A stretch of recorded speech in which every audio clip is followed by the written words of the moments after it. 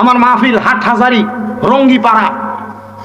আমার সাবজেক্ট দিছে গৌসে পাক আব্দুল কাদের জিলানীর জীবনী এবং ভারতবর্ষে খাজা গরিবে নওয়াজের ইসলাম প্রচারের মর্ম কথা বা বাণী। আমি যাইতে যাইতে গাড়িতে বসে বসে এই সান্ডা লিখছি,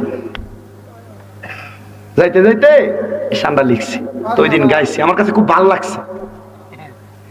কারণ আমরা পরনে লুঙ্গি আসিল না, ধুতি পরছে, দুসি পরছেনি।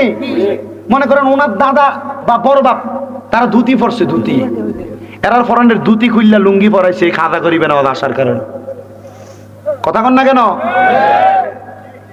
ওনারা একজন আল্লাহর ওলি, উনাদের তরিকত গ্রহণ করে বর্তমান পীর মাশায়েখরা মানুষকে বায়াতে রাসূল গ্রহণ করায়। আর আপনারা যারা যুব সমাজের ভাইরা আছেন, আপনাদেরকে ফতুয়া দিয়ে দিবে। সোশ্যাল মিডিয়াতে দেখবেন বড় বড় হুজুর, আমি না, আমি বড় হুজুর না, আমি ছোট